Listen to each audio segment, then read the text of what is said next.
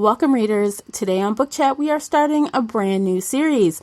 And today we are discussing the first book in that fantasy series, An Ember in the Ashes. Stay tuned. Today's episode is brought to you by the Shelf Addiction merch store. Check out all the bookish t-shirts, notebooks, mugs, and more. Don't miss out on these original designs, perfect for any book nerd. Support the podcast and visit shelfaddiction.com/merch and pick up your next favorite bookish item.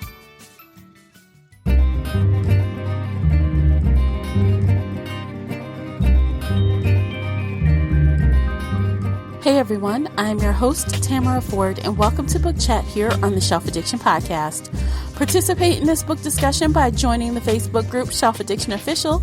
Talk about the series with us there, as well as other bookish topics. I hope to hear your thoughts on this book discussion. As always, you can find the three of us on Twitter and Instagram. The links for everything are below in the show notes. If you enjoyed today's episode, please support this podcast by sharing it with some book nerd friends or on your favorite social media space. That will really help me out, and I appreciate you for doing so. The uncut video version of this podcast is available now on Patreon. Join us there for exclusive videos, including this podcast after show. We get even more candid with what we have to say. So if you're interested in that at all, you'll need to come on over to Patreon and sign up. Before we get started, I have to issue a spoiler warning. This is a roundtable book discussion, so nothing is off limits. You've been warned. Welcome back to another fantasy series read-along discussion, and today we are talking about the first book in our brand new read-along, An Ember in the Ashes by Sabat Tahir. Joining me are my read-along co-hosts, Casey and Nicola. Welcome back, ladies. Oh, hello. Hey, everybody. So we're going to start off as we always do with the book stats and the synopsis. Casey, why don't you hit us up with the stats first? All right. So this is book one in an Ember and Ashes series by Sabat Tahir. It is 446 pages long, published by Razorbill Penguin in February 2016. And the audiobook is 15 hours, 22 minutes long, narrated by Fiona Hardington and Steve West. Okay, cool. Nicola, if you would. Yeah, so Laia is a slave. Elias is a soldier. Neither is free. Under the martial empire, defiance is met with death. Those who do not vow their blood and bodies to the emperor risk the execution of their loved ones and the destruction of all they hold dear. It is in this brutal world, inspired by ancient Rome, that Laia lives with her grandparents and older brother. The family ekes out an existence in the empire's impoverished back streets. They do not challenge the empire. They have seen what happens to those who do. But when Laia's brother is arrested for treason, Laia is forced to make a decision. In exchange for help from rebels who promise to rescue her brother, she will risk her life to spy for them from within the empire's greatest military academy. There, Laia meets Elias, the school's finest soldier, and secretly its most unwilling. Elias wants only to be free of the tyranny he's been trained to enforce. He and Laia will soon realize that their destinies are intertwined and that their choices will change the fate of the empire itself. I object to the word soon, but other than that, yeah. I can see that objection. I understand it. To the very end of the book. Yeah. So, high level, you guys like it? You enjoy it? I loved it. Okay. I liked it all right. It was a little slow for me. Okay. I really enjoyed it. I think the beginning kicked it off with kind of a bang, and it pulled me in. And then I think there were a couple of areas that could have been tightened up a little bit to keep the pacing up. But overall, I liked it. I was getting all those dystopia YA vibes. Like it was bringing back a little bit of the Hunger Games, bringing back even a little bit of Divergent, like those similar tropes, with the whole fighting and the someone must win kind of thing. I was loving it. I'm like, oh, this reminds me of the good old days when I read a lot of this stuff. Yeah. It's been a while since I read something like this. So yeah, me too. All right, let's dive in, y'all. We got a lot to talk about, I'm sure, with this huge, over 400 pages and over 15 hours. What was the 15 hours and 22 minutes. Yes, 15 hours of audiobook listening. And I did listen to most of this on my drive back from Atlanta, which was damn. Awesome. Yeah, that was keeping me very entertained. And that's another thing that I like about audiobooks. Like, I was able to do two things at once, and the book was so good. The narrators were so good. I did not zone out at all. I never had to rewind and say, wait, what just happened? What did they say? So that's always a good thing. It kept me engaged. So I was there for the audiobook. It saved the drive and made it a little bit more fun. So, well, that's good. Yeah. Good stuff. I feel like the narrator is a name that I've heard before on the podcast. Fiona something. But you know what? I think so. Partington? I feel like maybe we've read something else that she's narrated. I'm just going to look right quick. I'm not a big audiobook person, so. Even though I listen to a bunch of audiobook, I never really retain a lot of the narrators, which is sad. Their names, the popular ones, but if it's not someone that's ultra popular, I'll be I feel like I've heard them before, but I can't remember where. It's one of those kind of things. Mm-hmm. Fair enough.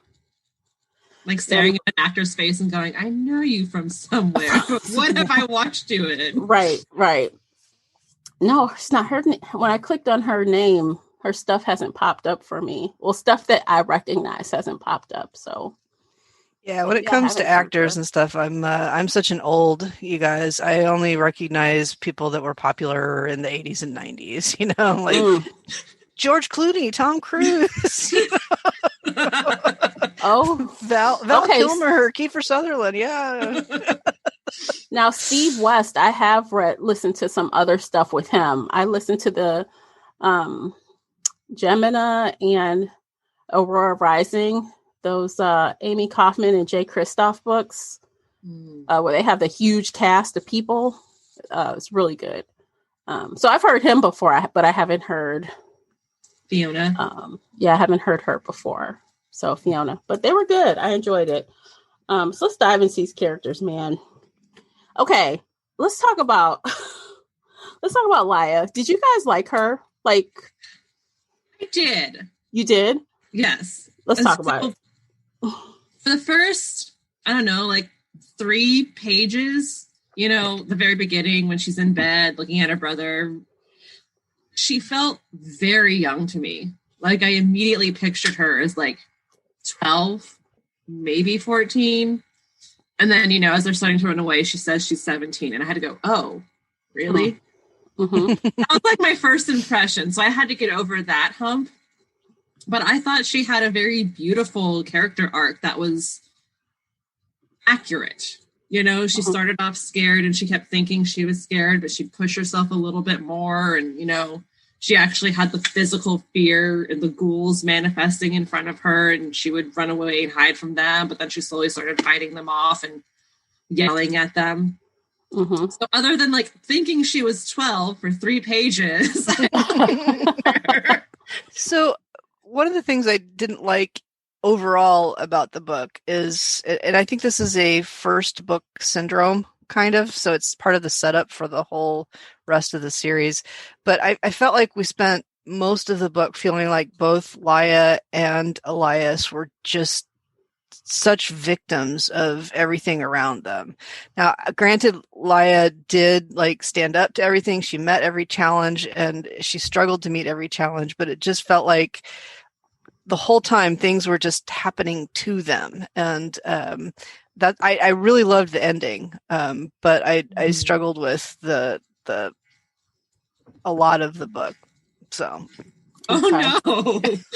Oh yeah, that's not. So I'm going to be on brand. I'm going to be on brand for my YA. There's just a lot of angst.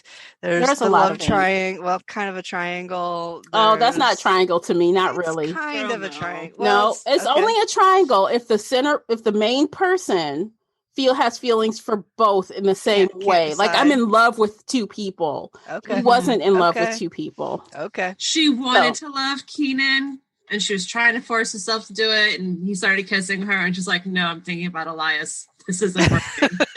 But even from Elias's point of view, it could have been talked about him having a triangle too. Yeah. Although he didn't, not really, like, because Helene is his like best friend, and I think he's attracted to her because like he's a boy and like, hey, she looks good. Yeah, but he doesn't think about her like that. Not how he started thinking about Elias. So even that possible triangle wasn't really a triangle to me. He just needed to sort out. He's just friends with her. All right.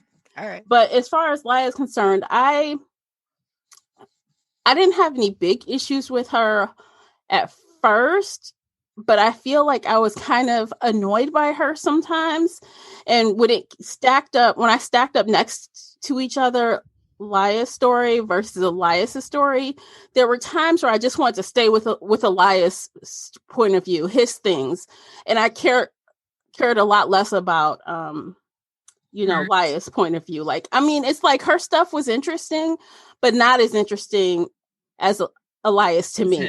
So I felt like, she was kind of almost could have been a secondary character. And I hate to say it, but I felt his was a lot more interesting and a lot more. So you like the trials and all the combat and stuff? Yeah. His was more in your face, violence, action-y kind of stuff. Yeah. And I guess I don't mind that. But her stuff was kind of violent too. I mean, the commander is like not a joke. This bitch going around like mutilating people and doing so she had her stuff was no joke too. Her trials were not easy, but can I make guess a prediction? I just enjoyed. Yeah, go ahead. Yes. This is a little early. I think that Cook is the lioness. I thought that too, but I wonder if it's her sister instead. Liz? Maybe. Oh. Maybe. I don't know about the ages. I don't know how old Cook is because, she has the scarred face and they put the coals down her throat. So that could make her look much older. True. Liz was... she's old enough to have like a 17-year-old or a, 15-year-old daughter.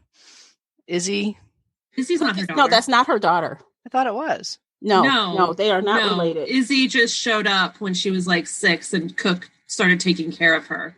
Okay. So Cook's been there like 10 plus years. So, I mean, the timeline would fit if it was either the lioness or Liz. Okay. But because the commander, she had the frame of the lioness and she bragged about killing her. I think Laya's mom is actually dead, but maybe her sister, because her sister was 12 at the time. Did she brag about killing them all or taking them all? She said I killed the lioness. Okay. Or I'm pretty sure she said I killed. Let me pull up my app. Yeah. So you're thinking, Nicola, that she's not dead and that it's Cook instead of her mother? I think Cook, when I was reading it, especially when Cook was telling the story about the djinn, I thought Cook was the lioness. I think Liz is a good possibility too. Now that I didn't think of that, but now that you raise it, Casey, I think that's also I was having that same thought when she was telling the story, and Laya was even like, who are you? Nobody would know this. Everybody who's there is dead. Right. Liz might not be dead. Right. And just how bitter she was about the lioness. Yeah, that was very personal. So I think it's Liz. I brought down the lioness herself, is what the commander said. Aha. So she didn't say killed. She said brought down. So it could be her, but I'm going to stick with my Liz prediction. Okay. Yeah, I don't know. I don't know. Didn't come up for you, Tamara? I mean, I feel like obviously Cook was in the mix of that. And, she was really a believer and trying to do the thing until she got effed over. And, she's very bitter about it. And I don't blame her because in the end, Laya got screwed too. So it's like, that was important for her to tell that story. But I'm not sure I necessarily think she's the lioness. I don't know. who has blue eyes? Because Cook has blue eyes. And did any of her siblings have blue eyes? Or her parents? I had to go back and look. I want to say her brother did.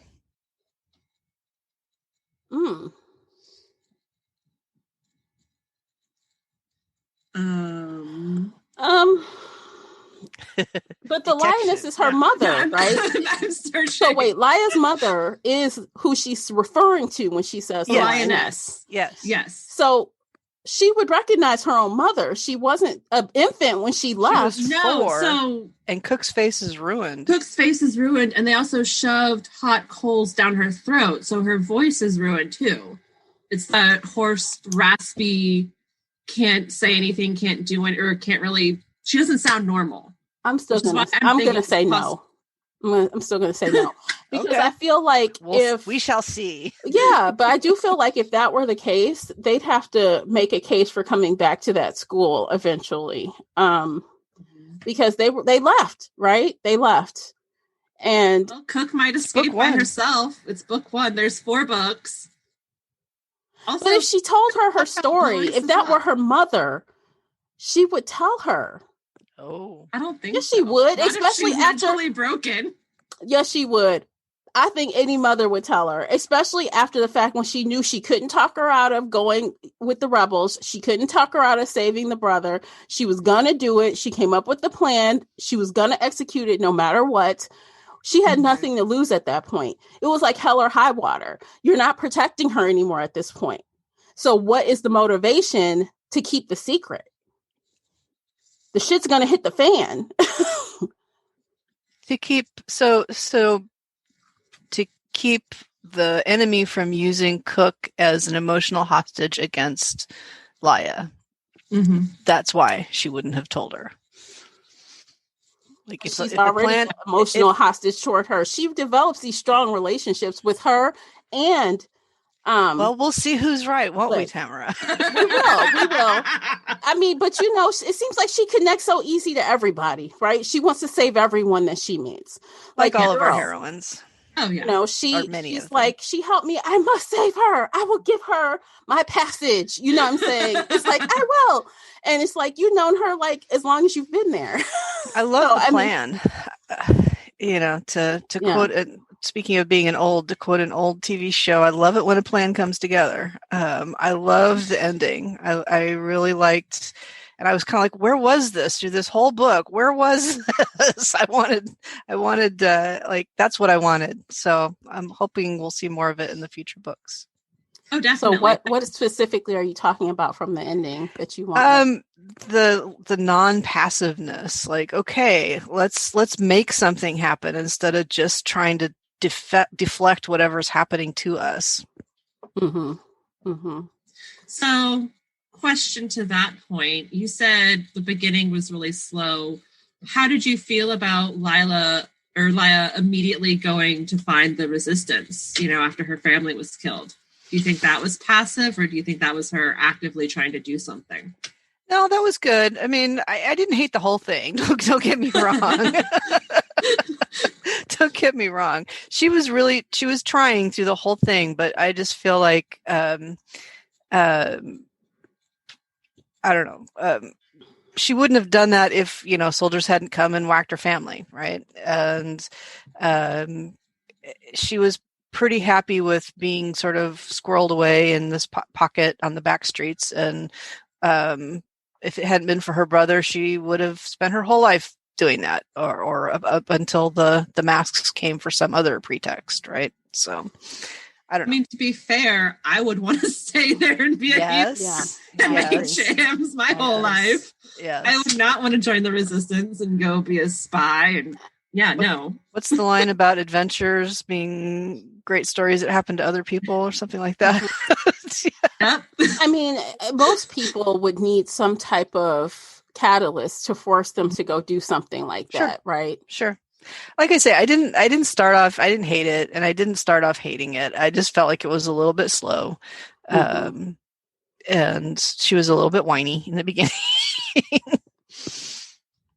I mean, I did think she was 12 for 3 pages instead of 17. She was kind of slow on things though. Like, it took her a minute to kind of catch on to quite a few things. Like when Elias tried to help her, she's like, "Oh, what's he gonna do? Oh wait, he's trying to help me." And that happened like a couple times. Like when he's like, "Oh, you're my prize." Oh, what's he gonna do? Oh my God. Oh wait, he's not doing anything. It's fine. I feel like she was always waiting for the shoe to drop, and that kind of got a little teeny annoying, especially when it was clear. It's clear he likes you. It's clear he's helping you.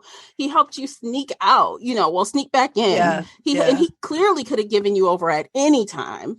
I mean, he's making these extreme chances. He's taking these big chances for you. And then you still think he's going to hurt you? I don't think so. Like, come on, girl. It's that PTSD, that anxiety, fear. Like, Marcus tried to rape her multiple times, everybody's always beating on her. She wants to trust Elias, but it's so hard because every time she turns around, somebody's got their hands around her throat or they're carving her up. So I felt like that was more realistic than annoying. But that flies in the face of what they say about her. Like they pointed out to her, why don't you walk like a slave? You look like you're too, like you're too much. Yeah, I like think that was still at the has beginning. Well, no, like even when she left, the first time she left to try to sneak out to, meet the resistance, he even called her out. And she had been attacked at least once by then, at least, maybe twice. I can't remember exactly. Yeah, she wasn't beaten down yet. Right. So, and I didn't mind that. I don't think she should have been beaten down. It would have made everything she was doing even harder. I don't see her as beaten down. I see there's that fear of like, oh, fuck, it's the other shoe dropping. I have to fight now. It's not that I'm going to cower in the corner. It's, she thought she was being interrogated when they left her in his room. And so she jumped up fighting, not realizing it was him. And then she was like, oh, shit, I'm locked in your bedroom with you. There's usually only one reason people get locked in a bedroom together. And that was the reason, right? That was the reason. I mean, nominally, I think Cain had ulterior motives, but I took it more as like a comment on his ability to act, right? He to be an actor, to put on that cruel face and to blend in with his the expectations of the upperclassmen, and that was very compelling to her, or that she couldn't see through that facade. I don't know. And that's how he survived. He did a good job. Yeah, he survived. Like no one had a clue that he was ready to defect. He was ready to jump ship and get out of there. A few people had clues. Well, I think Helene had a inkling, but she pushed it away, right? She pushed it away. No, she knew, right? That was that whole thing at the beginning about like she knew his secret. She wanted him to tell her, and she had feelings for him, and he knew that she had a secret, but he didn't know what it was, and she wouldn't tell him that. I mean, that was kind of the big arc in the first, I don't know, when you first meet Helene, that's what's going on between the two of them. I guess. Yeah. I don't know. I feel like she had an idea, but I don't think she absolutely knew until he admitted it, because she is a rule follower through and through. Yep. And he knew that about her. So no matter how much he trusts her, he can't really trust her because she's a rule follower, and she believed what they were telling her. Yep. So I also think there's probably a little part of her that said, or was telling herself, he wouldn't leave without me. Like, I'm in love with him, but he's my best friend, and he cares about me. He just wouldn't leave without telling me, or he wouldn't leave me behind. And so I think she was trying to fight that emotion too. Well, she's such a teenager about it. Like, she's such a teenager. I mean, she's like really, really got upset when he was like, no, we're just friends. And her feelings were hurt. Like, how dare you not like me back, Well, and he put off some serious mixed signals there in the beginning, right? Because he almost kissed her, and he thought she was being offended by his sort of lustful feelings, like he would have been happy to act on him physically, and he looked at her emotionally like a friend, but I don't think he was not in love with her. Mm-hmm. And she was all in, mm-hmm. and she knew that there was a piece of him that she didn't have or didn't think she had. I don't know. But yeah, so yeah, that was a very teenagery push-pull. Does she, doesn't she? Does he, doesn't he? But he was definitely giving off some mixed signals there. I think he was confused himself. So, well, yeah, like I said earlier, I feel like he thoroughly was physically attracted to her, right? Like mm-hmm. he expressed, "Hey, she's hot now." Like, yeah. But that doesn't mean he cared about her like that. And he was always thinking, "I will ruin our friendship if we do mm-hmm. that. So I cannot mm-hmm. do that." Well, there was a point where he thought she was mad at him for almost kissing him. Right. Mm-hmm. And what she was mad at was that he didn't finish the job. Right. He didn't go for it. Yeah. So he was confused over what at the beginning, he did not get that she wanted him. Mm-hmm. He did not get that at all. No, someone had to tell him, like literally, dude. Yeah. Yeah. Can't you She's tell? in love with you. And he's like, what? Yeah. Yeah. Like, okay, teenage boy. You're so silly. Yeah. That was a weird aspect. I don't know if we're going to get into it more in the later books, but that whole notion that there's one woman in each class, like, what is that? That's weird. And why? But why? I mean, they just mention it so that she could be there, right? And so that the commandant could be there. But there's no other. I don't know. It just feels a little weird in there all by itself. That little factoid. Like, see, I must have missed that part. I don't know. I don't remember them saying there was only one woman allowed. I feel like it was just that they couldn't make it out of the beginning trials to get into the school. Like, when they rounded up the children. Yeah, there's one chosen in every class is what it said. Mm-hmm. Okay, well, I don't remember that. I don't know. That's odd. I don't know why. And then it just... I mean, a Y would have been nice then. I probably would have remembered it if I got a Y. Right. So I don't know if it's going to come back in some way or not, but it was a little bit of a weird... To me, it was kind of weird. Like, there's no reason why there couldn't have been more women, I don't know. Well, I mean, obviously, I feel like the whole end game of this whole thing is for Elias to be in charge of everything, and maybe he can make some changes. I feel like that's the end game here. Mm-hmm. Yes. He'll come back and take down his mother and be in charge of everything. Well, I mean, let's remember his mother is in charge of a school. She's not the emperor. No, she is not. But the emperor is dead, and we have a new emperor, which is a whole nother fiasco. Right, Marcus. Right, and she controlling. is control of him. Mm-hmm. Right, he listens to her. Do you notice how we're just completely skipping the whole middle of this book? We're talking about the beginning, and we're talking about the end, and like, I'm okay with that because those are the parts I liked. But I don't know if in the middle were the trials mostly, right? The trials. Mm-hmm. That was, I guess, the main event in the middle, and Laia trying to figure out what was going on with her brother. Yeah, which I don't. Again, I didn't really care so much for her storyline. I could have done without it. I don't think. Maybe she'll mean more to me in the next book, but I mean, if this was only told from Elias's point of view, and she was in the background, I don't think I would have minded it at all. They didn't need equal time, in my opinion, just because her story just didn't grab me like his grabbed me. But maybe I'll find her more interesting and more something in the next book. Not like I didn't dislike her. I just wasn't like as invested in her part of the story as I was in his part of the story. So now that they're together, I almost think, maybe I would hate it if they'd done this way, but I almost think like having the third point of view of Keenan or of Mason or of the woman that was Mason's second in command. I forget her name. Sana, I think. Sana, started with an S. I wanted to know more what was going on in the resistance. That scene where Mason kind of confesses that he's been using her all along. He never intended to rescue her or her brother. That was a great scene, like where she just has this. She's like, it's a betrayal. It's a big turning point for her, right? And I think that the book might have been more interesting if we had seen more of what was going on. Maybe I'm wrong. Maybe that scene would have been a lot less less of a revelation. I don't know, but I don't know. I agree. There was something a little bit lacking with Laya's arc as far as pacing goes.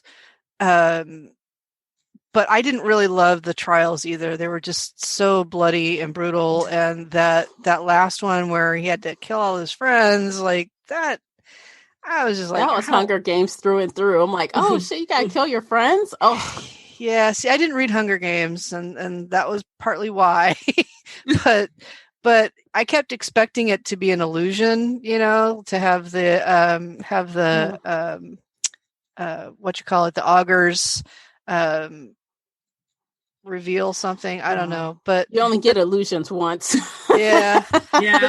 But then it kind of occurred to me, like, these are all terrible people, right? Even though they're his friends, they're all terrible people. They're the masks that go around committing atrocities. They are so that made me feel a little bit better. But the thing is, though, if you were brainwashed to think what you were doing was a good thing, right? Mm-hmm. And they're all trained to do the same thing, and the people that think different than that are murdered. Yep. Mm-hmm. I don't think any of them think they're doing the right thing.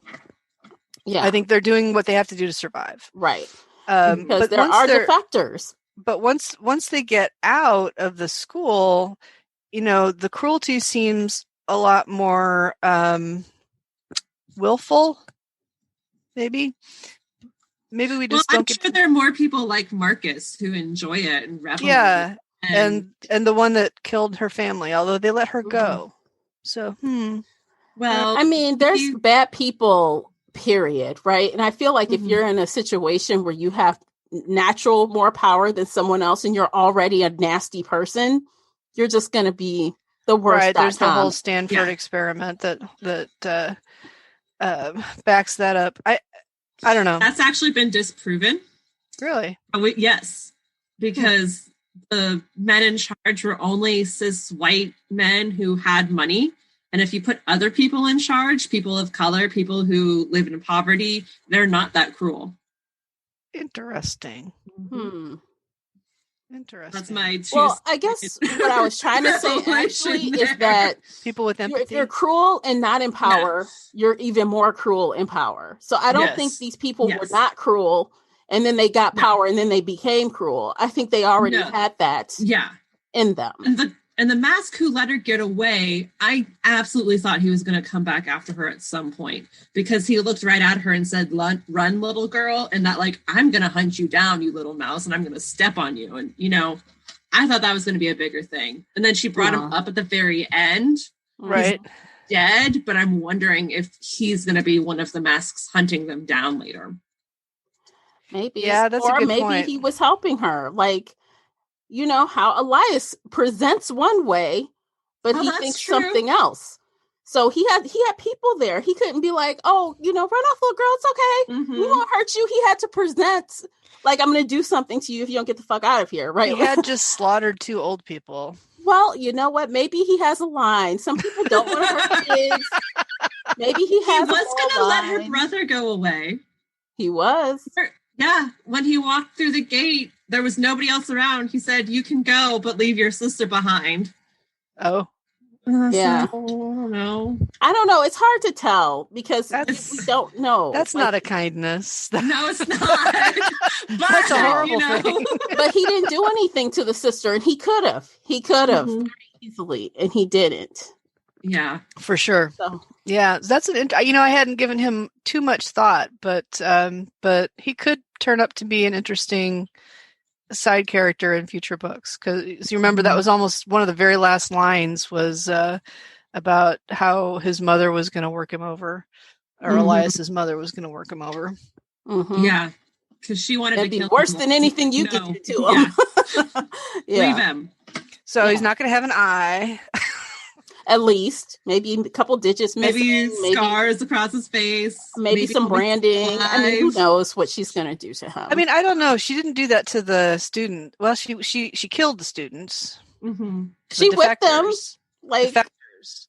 Yeah, she whipped them till they died. Yeah. Yes. But she did stuff to the students. We didn't get, like, I guess, a full disclosure of the things she did to the students.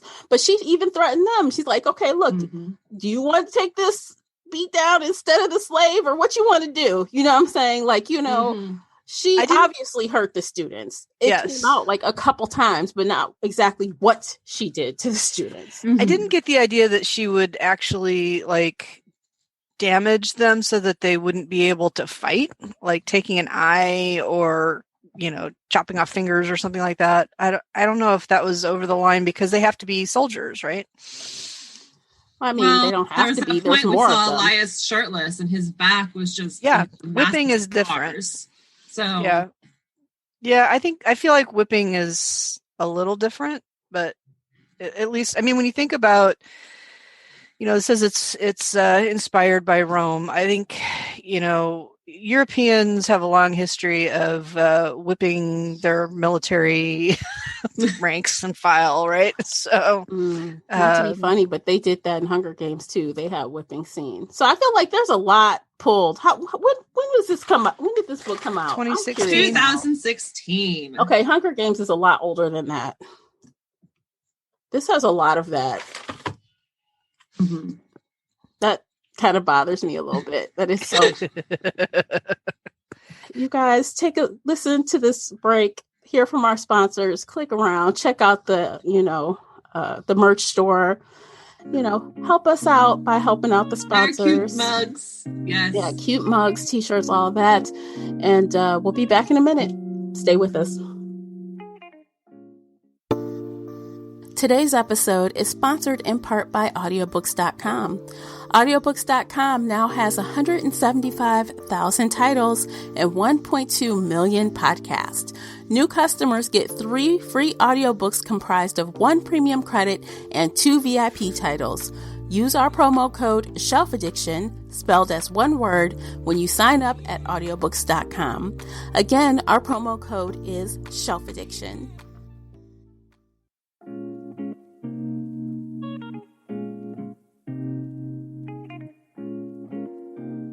Welcome back, guys. We are back. Hey. Let's jump right back on in. We got lots to cover still. Right. So, yeah, let's do it. No, first, circling back, I want to talk about Laia and her character growth, because I disagree with both of you. I think it was beautifully executed. I think it was very accurate from where she started to where she ended. And I also kept seeing parallels between her story and Elias's story, like their character growth. And, you know, it's very subtle because hers is very internal and she's growing as a person. And his, yes, is also internal, but it's him facing his family and fighting his friends and killing his friends and having to figure out, do I love Helena? She loves me, but do I want to kiss her? She's really beautiful, but what's going on? And, you know, all of the trials. It was very symbolic for me as a reader, and I loved all of it. I don't think having Keenan's point of view would have made anything better. I think it would have made it more convoluted and harder to follow. And absolutely looking at the resistance would have been fun, but it would have ruined the surprise for her because Keenan was starting to suspect stuff. And, you know, if we saw those suspicions early on as readers, we would have picked up on it the same way we picked up on Cook. We're like, she's not who she says she is.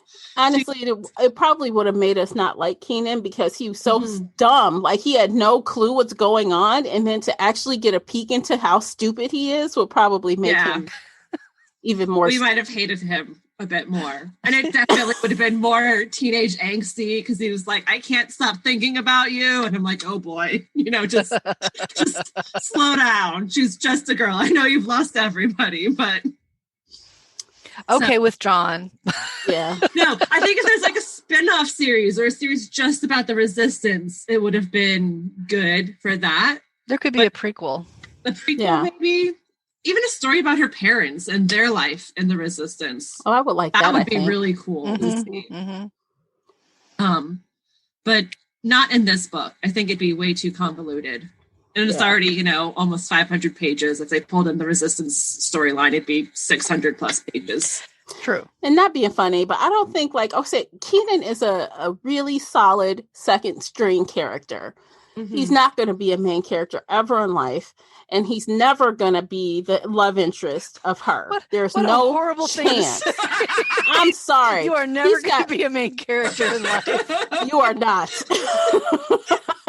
And you are not going to be Laya's love interest. Like, yes, she has some sparks for you, but now that she's going to be spending all her damn time with Elias, you can mark that as a no-go. So I'm just saying, I got to keep it real with these characters. They have to understand their place. He might be perfect for Izzy. Is it Izzy or Lizzie? Yeah, Izzy. Izzy, because she's maybe 15 or 16. Like, she's been a slave for a while. She has nobody. She's lost an eye. She has that fire still inside of her. Like, as soon as she found out Laya was a spy, she's like, let me help you spy. I want to spy. Get me out of here. Let me do something fun. I may die, but I don't care. Yeah. I think the two of them may pair up and go off on some adventures together. And they might, because she sent her their own story. She sent her on her passage. So when she gets there, he will be there. He's going to find her. Yeah. He's going to find her, and it won't be her. Yeah. So I think the two of them could go on adventures and be the main character of their story. But I don't think they're going to be the main character of this series. Because I get that one scene said it all for me. At that, when they were out there with the gypsies and they were dancing and doing all that stuff. And then here comes Elias, but she don't know it's him at first. But she's like, something about this guy, I don't know. I'm like, oh, that's a wrap. The writing's on the wall. Yep. The writing's on the wall. Sorry, Kenan, you're out. It's not about, for me, it wasn't about Kenan so much as it was about the undercurrents and the resistance, I guess. So, actually, I wouldn't mind for that lady to take like a more serious role, because clearly, not that to me, it was more about her being the head of her own faction within the resistance than her being his second. You know, it was more about her having people that followed her exclusively and didn't listen to old boy. So I'm like, she definitely has the ability to split from them and to either help Laya or not. So she's probably going to show up again with her people. I hope so. I know he had her under guard, but I hope she comes back. I mean, yeah, go ahead. Not Mason, the woman. We saw her twice. She danced with Elias. Oh, the one who gave her the coin. The coin. Yeah. Who do you think she is? Or do you think I'm not sure she's exactly someone. She is? I don't think she was in disguise. I just think maybe she has a dog in the fight and we don't know it yet. Yeah, so there's 3 societies, right? There's the Empire, there's the Scholars, and there's the Tribespeople. And so she's going to be the spokesperson for she's going to help them from the Tribespeople side. Yeah. And then Elias has that sort of connection to the tribes. Right. Because he grew up there pretty much for the most part. Yep. Which is going to come back again in a big way because he has that favor. She owes him a favor. They're going to need it. They're going to need it. Oh, yeah. And he pretty much knew that. He's like, get that coin. Let me grab that coin. Yeah. Of all the things I could pull out of this cell. Yeah. So I can't wait to see them again. I did like his backstory. His backstory was interesting. How the commander just like was going to murder her own baby. And then she decided, well, I'm not going to. And then she decided, well, I need to go back. But now they're gone. So she was going to go back and take him out, the little infant. But they were gone already. Like, damn, you're cold, lady. Ice cold. I didn't know what to think about the fact that basically his tribesperson mother lied to him, right? She said that he had been exposed and they'd found him, but he'd actually been left in the tent. I thought that was a strange detail, and I don't know what to think about it. Like, why would you even... know. It's more protective of him because, he was a little kid, 5. He was 6 when he was taken. That's easier to say, we found you outside and saved you, rather than some woman, your mother, came in and dropped you off on my bed and then walked away, and we don't know who she is or where she came from or what she was doing. And, Well, they don't necessarily know it was his mother. It could have been right. It could have been anybody. Yeah. No, it was somebody came in and dropped you off here. But you assume it's probably the mother because, he's just days old. So he's a little tiny baby, and they're just I just thought it was a strange detail to include. So we'll see if it matters at all. Yeah. I don't know. I have a feeling I was just looking at some of the cover art. I didn't read any of the other synopsis, but just by looking at how Elias is dressed and stuff, I'm like, oh, he is totally going to blend back in with the tribes people at some point.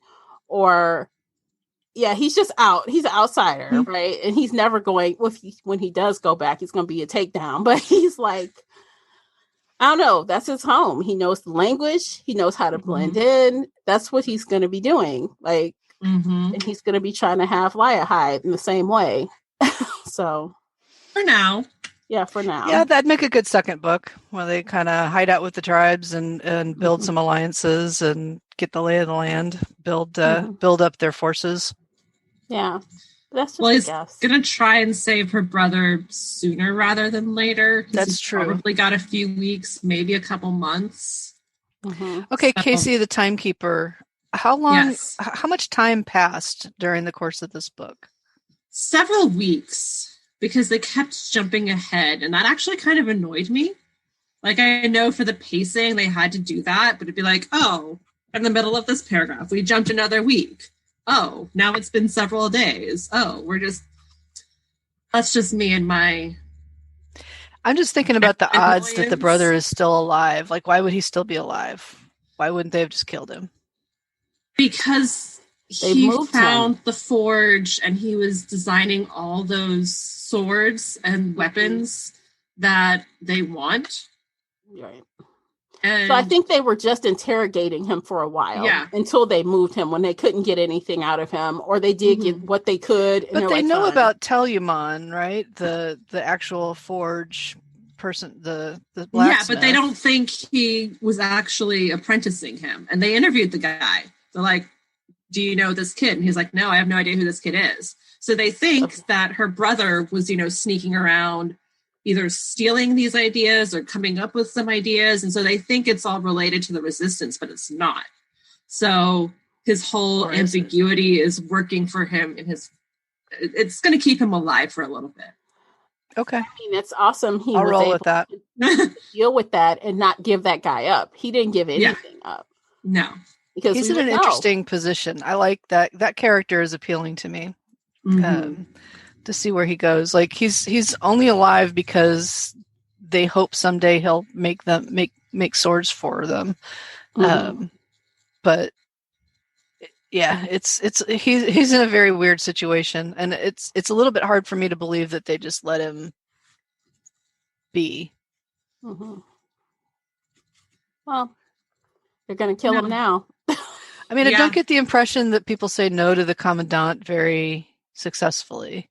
Maybe it's just because he's a marshal and not a scholar. She's not allowed to brutalize him, but then she is allowed to do it to all the students. So I don't know. Yeah, I don't think I don't think he is in her ranks. He's outside of her. I feel like. Yeah. So she can't really do anything to him. I don't know. I feel like if she wanted, she could march her masks over there and do whatever she wants. That's the feeling I get.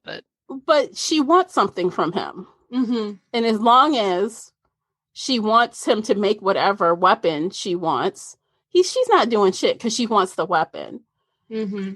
She wasn't going to hurt Laia as long as he was telling her to bring the girl back, send the girl back. Because and the commandant said that to her. Oh, you're lucky he likes you, and I want that weapon or whatever. Because I don't know. I just find it a little bit weak. Yeah. Given how brutal she is about everything else, and how brutal the whole society is about everything else, for him to tell her no and then just get to keep doing what he does is a little dubious to me. Anyway, I do like the character, and I didn't think that when I was reading it. I'm thinking it now while we're analyzing it, but I think he'll be back.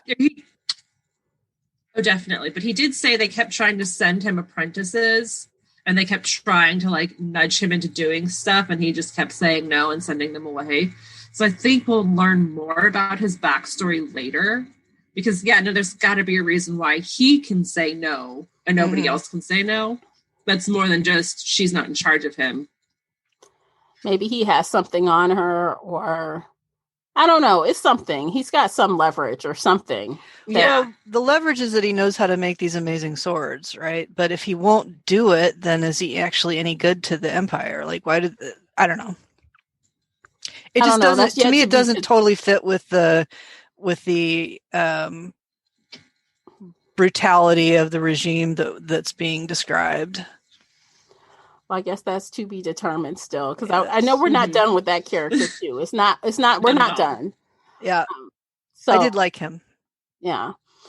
So with that said, maybe we could talk about the world building a little bit, since you pointed out that feels inconsistent to you as far as like how the society works in general. Did you think the world building was consistent and stable, or did you find issues with that, in at large, in general, like as far as how the traders and the scholars and the merchants and all that government, the societies, all those things were going on? Was that inconsistent for you as well at some times, or was that okay? For the most part, I think it was okay. It wasn't particularly complex, so it wasn't hard to stay consistent, right? Mm-hmm.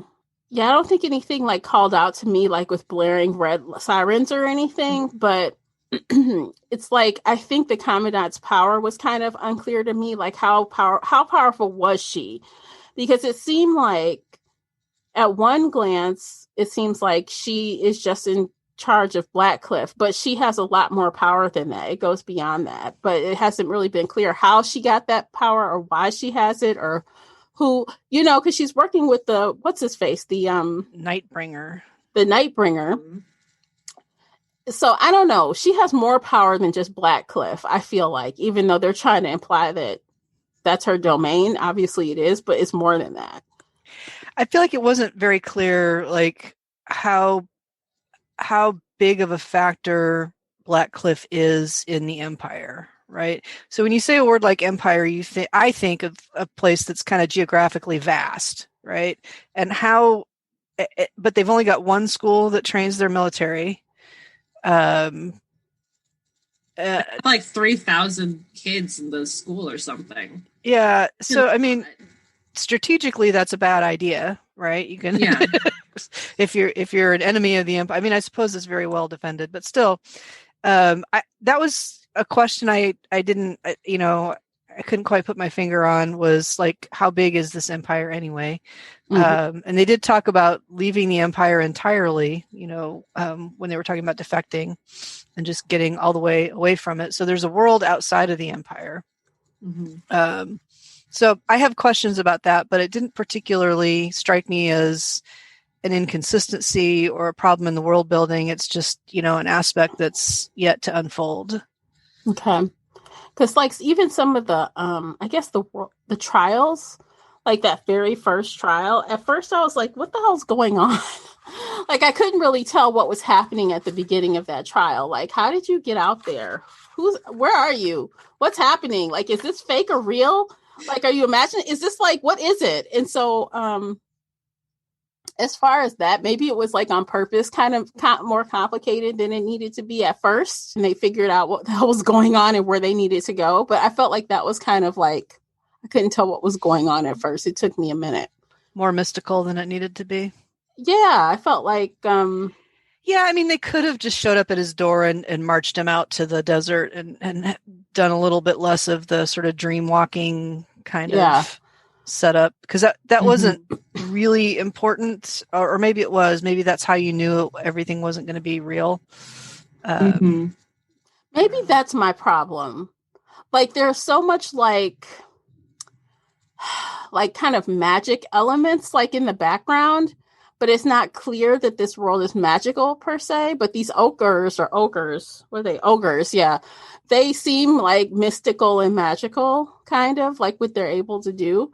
But like in other books, it's like, well, technology explains it, right? Chemicals, shots, whatever they choose to do, they explain it by a real world, reason why we're able to trick you like this or abuse you like this or whatever. But this is kind of like this woo-woo. I have another prediction.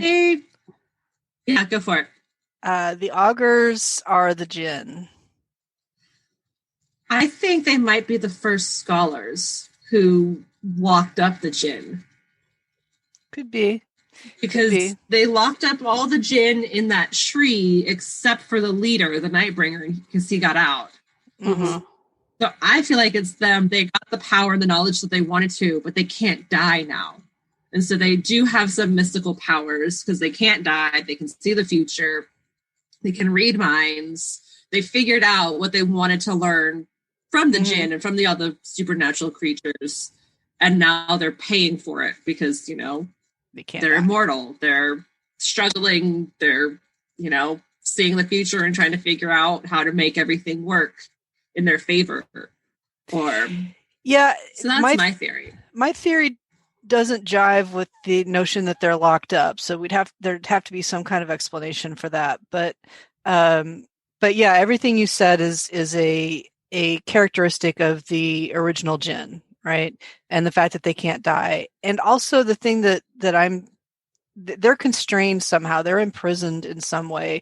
They're locked into this nightmare of the marshals where they have to, enact these trials and they're not free to, break the empire, which you can tell Cain kind of wants to. And there's another augur that kind of is complicit too, that helps Laia at the end. So, or near the end. So I don't understand what's going on with them, but there's clearly some kind of constraint on them. That's my theory, and we'll see how it plays out. But yeah, I do think there's a little bit of magic going on with the jinn, Tamara. And I feel like it's mostly kind of psychological or psychic, where they have the mind reading powers and they can kind of the dream walking thing was interesting, but it mostly seems to be psychic type stuff. So do you think it's going to be more like fantastical or more fantasy as we get like into it? Like I don't know, I just wish outside of like telling of stories that it was either magical or not. You know what I'm saying? It's just kind of hard. We saw the ghouls, and there was that whole, one of the trials involved a ton of the beings that they had thought were mythical, and turns out they're not. So they learned that, all those stories or all those myths that the scholars used to tell are actually true. And if they go off and live with the tribes people, they seem to be sort of the keeper of the stories, right? So I think we'll learn more about it when they are hanging out with the tribes people. Probably. So as they learn about them, more things are revealed as they learn about them. I think so. Well, because they had the ghouls at the beginning. Is it inconsistent? Maybe. There's a lot going on. And I feel like they did an okay job of putting all this stuff kind of around the periphery and laying the seeds. So we'll see. Yeah, we'll see. I feel like this is going to be like one of these things where as we get more invested in the world, it's either going to get better or better, better and better, or it's going to be one of these things where it's like a big sophomore slump and we're going to be like, what the fuck just happened? And then it rebounds. Like, I feel like it's going to be one extreme or the other. It's going to be like, I just feel like because there's so many breadcrumbs laid, so many things going on, it's either going to make it even better for us, or it's going to be like, she couldn't decide what to do or what to carry into the second book. Well, we can see the second book is going to be, well, probably, because I would have said after the first couple chapters that the first book was about getting her brother out of jail. It looks like the second book is going to start with getting her brother out of jail. But we'll see. They make it, or he doesn't die, or something Seems else like the crazy. Short term. Yeah, didn't Elias rattle off like 4 things that he promised to do, and getting her brother out was only one of them? So I don't remember anymore. Yeah, I think he just promised to. Yeah, I don't know, some shit. He did promise some stuff. Well, she made him promise some of those things. So. Yeah. She had 3 conditions, and then it turned out to be 4, I think. You know? Yeah. Well, which the first was getting them out of there. I think that was part of it. Okay, y'all. I'm like looking at the synopsis for the second book randomly, and I have to pick another edition because this looks like it's in Russian or something. Okay. Lord, Goodreads. Okay, I'm like, what is this? Oh gosh, Dark Forces, human and otherworldly. Here we go. Okay, yes. Okay. We're going to learn more about the monsters. Oh, and apparently we are not done with Helene either. Because, at the end there, she let Elias go. And she's like, look, I can't promise, like, I let you go this time, but I am bound by this promise I made. And I 2 times over, she promised that she would save him. And then she promised that she will keep him alive. Promised to keep him alive. And then she made this solemn swear to Marcus.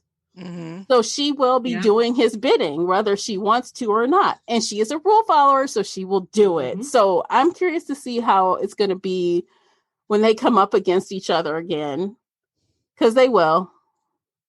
There's going to be this push between them for the rest of this book series. I feel like it's going to keep coming up again and again and again.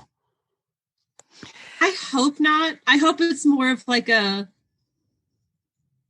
not friendly banter, because they're obviously trying to kill each other. But, not that I love you, I don't love you, I want to kiss you, please kiss me, don't kiss me. I'm over this love triangle. That's not. No, I don't think it's going to be in a love. Well, maybe on her part, she's going to be like, I love you, but I'm going to have to kill you. I love you, but I'm going to have to take you I'm going to have to detain you. She's going to follow. She's going to be the external tension, right? So, I could see that. Friends. Huh? Do you think they're going to try his friends, Dex and Harris, I think his name was? The 2 who saw him right before he left, and they turned around and walked away. Do you think they're going to come after with Helena and try and kill him, or do you think they're going to let him go? Because they're masks. They're like officially graduated. They don't have to do whatever. I don't know. Oh, they're going to follow. They're going to do what they're supposed to do, but not to say that they won't jump ship. Maybe they might somewhere along the way decide to switch teams. But if originally they will be with the other mask going after him, but maybe they'll defect. I hope so. I hope so too. I really, really disliked the whole scene where he had the combat trial. That made me sick to my stomach. Aw. Yeah. No, I mean, it was awful, but it made weirdly poetic sense. Like, if I was a monk who's trying to destroy this castle and destroy the empire, who am I battling? I'm battling these masks guys.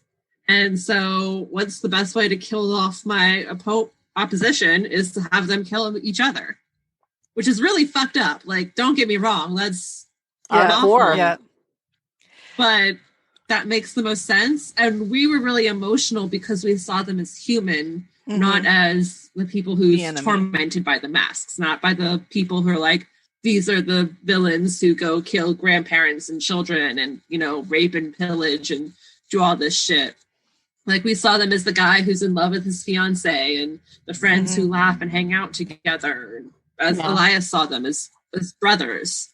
So that's why it was more emotional for us. Well, I know there were lots more Marcuses in that group that go around raping the servants and doing all kind of crazy stuff. I'm sure there's lots more people like him among the mask, obviously. So they're not, as we said earlier, they're not good people necessarily. Some are, some aren't. Some are hiding in plain sight.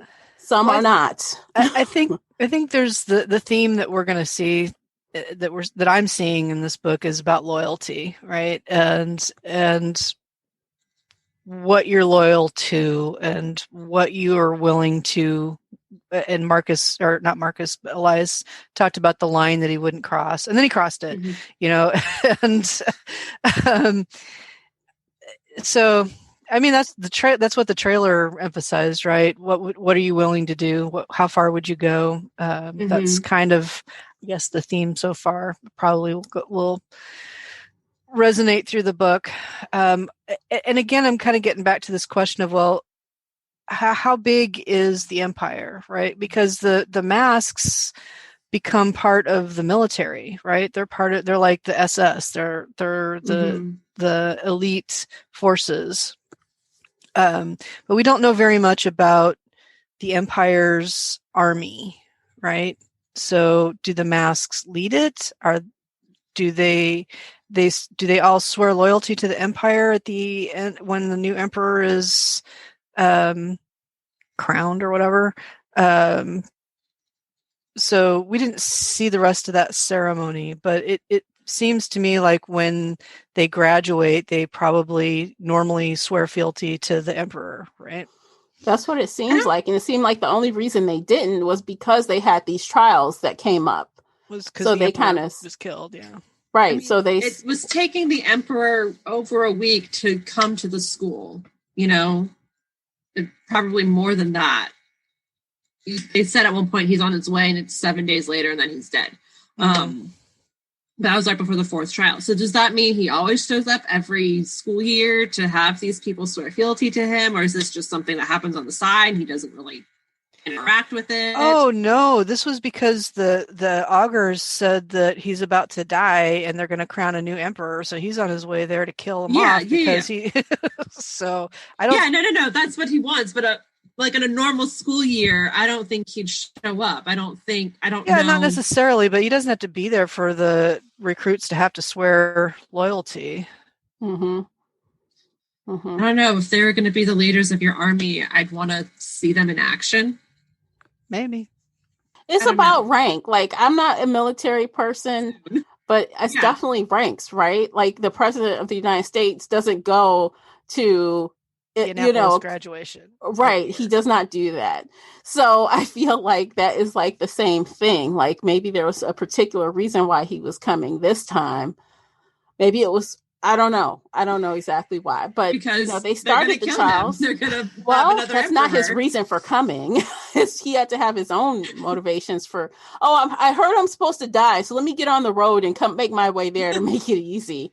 No. I mean, I think that is why he came, is because they're doing these trials to select a new emperor, so he was on his way to put it into it or happen. Okay. He was not buying into the augurs' plan there. He was going to take out whoever the emperor was going to be, or maybe all four candidates. See, that seems weird. But it took him a while to get there. Yeah, true. Yeah. I don't know. Maybe I guess maybe this is just a YA thing, but I feel like there's a big gap between 18-year-olds and the emperor. Like, I don't know what's going on there. What happens in between?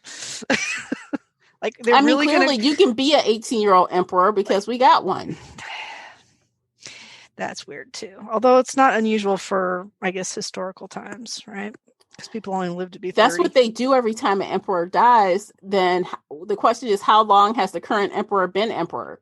He can be 28, or he can... No, it was the grandfather. It's a linear succession. So the emperor's line has been in power for something like 500 years, I think they said. But he's mortal. He's not living forever. It's a this is the great grandson. Right. It's hereditary. It's a hereditary line. So the augurs are like, have an heir. Right. So the augurs are like, well, we're gonna have to. This one is going with all of his. I mean, I don't know if he had a son, but the implication was that his whole family was going to be wiped out at the same time he was, and then they all made it happen. So I don't know. I don't know. I feel like I had the story straight in my head, and as you guys are talking, it's getting more murky.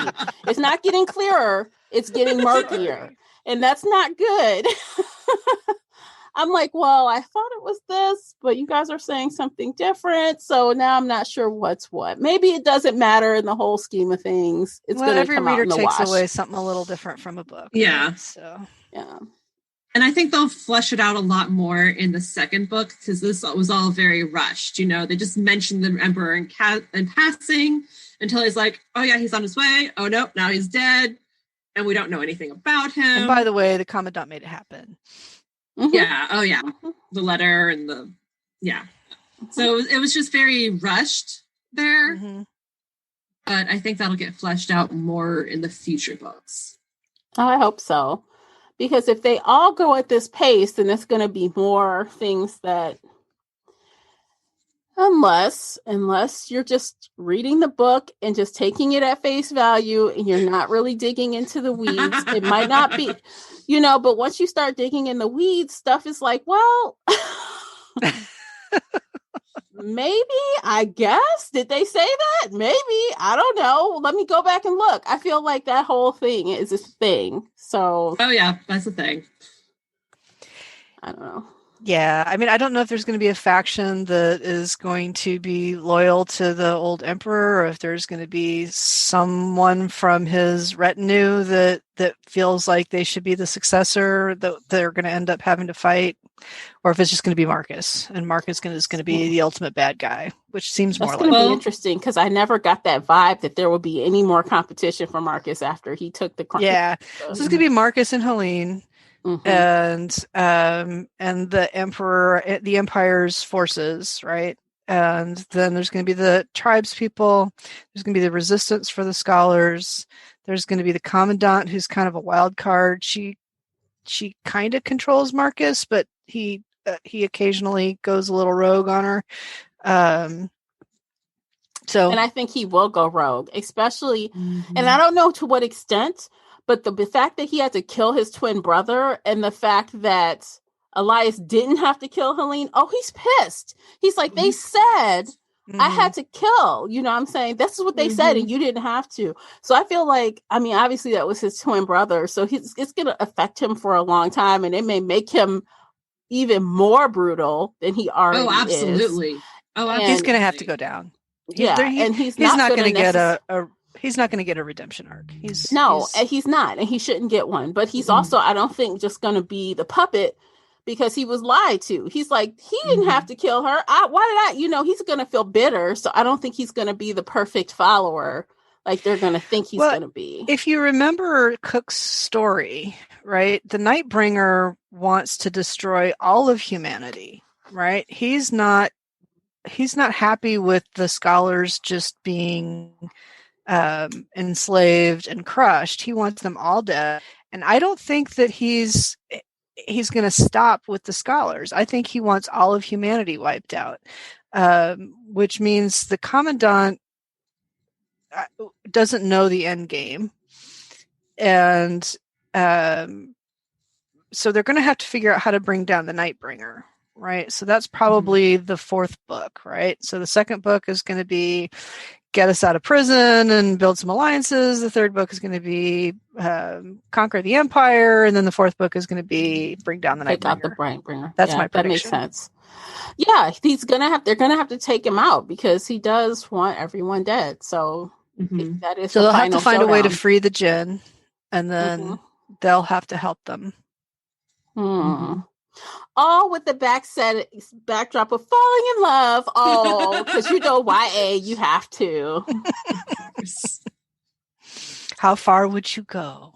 What line would you cross?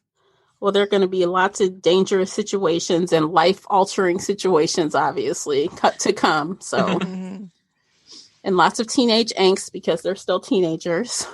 Of course.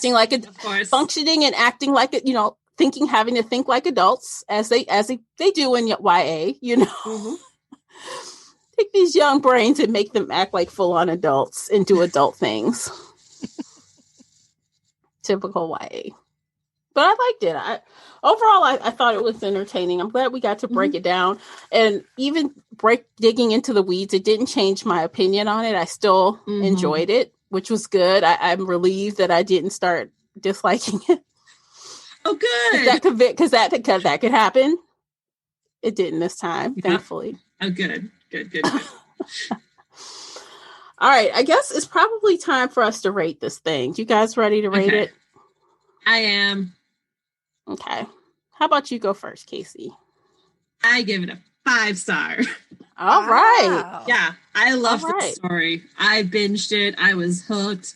I love Laya's story. I love Elias's story. I think the pacing was perfect for their character growth.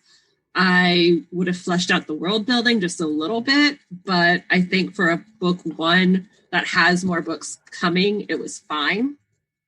I love this book. I can't wait to read the next one. Oh my goodness. I'm so happy for you because I know. I'm glad you loved it. I'm so happy. All right. How about you, Nicola? I'm going to just be totally honest. It's about a 3 for me, maybe 3.5. I really liked the ending, so I'm optimistic for the future books. I liked it when I feel like things started really happening there, and I loved seeing Laya's agency start to come out. So I loved her plan. I thought that was amazing that she had thought of all those things, and it all kind of came together in a short amount of time after she discovered that she couldn't depend on the resistance to help her, but she's just going to make things happen with her allies that she built and she trusts. So I really liked the ending. There was a lot I didn't like, or a lot that I kind of waded through, and some of that's just because it's YA and it's not my favorite thing. But I'm just gonna give it my honest rating. And when I ended it, I didn't want to jump immediately into the next book, which to me is sort of the difference between a 3 and a 4, I think. Okay. Well, I definitely think it's going to be interesting for you as we go forward, because I do not think that the violence will be toned down at all. I don't think it will. Probably get worse. Sometimes it's a problem, and I don't know why it was a problem with this book, because I've read other books that were worse. There's a lot of paranormal that's just really bloody and gory. Maybe it's because they're kids that bothered me. Maybe it was just because it seems so fucking senseless, pardon my language, but just that the augurs set it up this way, and it didn't have to be that way. I mean, they weren't enemies. They were, I don't know. I just found it very gratuitous. Yeah. They're puppeteers anyway. They're trying to pull these strings to get the results they think they see. Yeah. That's the big question. Is what are these augurs doing, and why are they doing it? So with that said, I will rate this a 4. I feel like it's a strong 4. Like I said, I thought the pacing was pretty good overall. I liked both Laya and Elias. I liked Elias' story a little bit more. But now that they're combined together officially, I'm curious to see if they'll still continue with a back and forth point of view for these characters, maybe, but they're together. So I don't know. Probably she'll continue, but I didn't have any big blaring problems with it. I enjoyed it for what it was worth.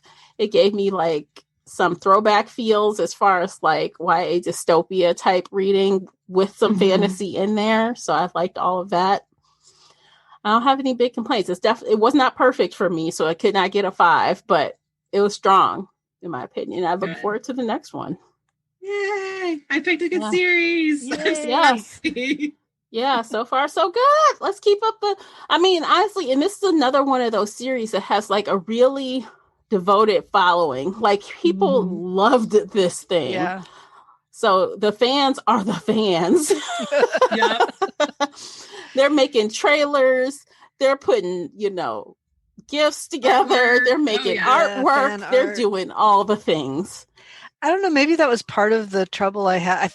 I felt like there was I had high expectations, and I don't know that it really panned out for me. But when we were talking about when we announced it, I couldn't find it again, but there was some article that named it like one of the top 10. It made some top best fantasy all time like an all time fantasy list, and I was like, wow, okay. And I didn't really see that when I read it, but I don't know. I always take these lists. Later. I always take these lists with a grain of salt, right? Because it's whoever's reading the book, it's their opinion. Yeah. Oh yeah. So grain of salt, but that way about the Grisha series. So a lot of people call that like the number one best YA fantasy series of all time, and I'm like, nope. not quite. But I think one of the things that I really, really loved is that we got to read a woman of color writer in this genre. Yes. I loved that, and I think I was, having these expectations of something different because it was a woman of color writer, and I think I did get something different, and I liked it. So. Yeah. Applaud. Good job. Women of color. Yes. Diversity. Love it. Love it. Love it. All right, guys, I think we're done. What do you think? Are we done? I think we're done. Seems like a wrap. Okay, awesome. So check back with us next month. You guys might want to join Shelf Addiction Official so you can talk about it live with us in a book club meeting. And next month we'll be reading A Torch Against the Night, which is book 2. Yes, so get excited. Join us in the group. And of course, don't forget to subscribe so you don't miss the next conversation. If you're new to the podcast, subscribe because you want to keep hearing what we have to say on these books. And that's it. And until next time, take care of yourselves. Bye, guys. Happy reading. Bye.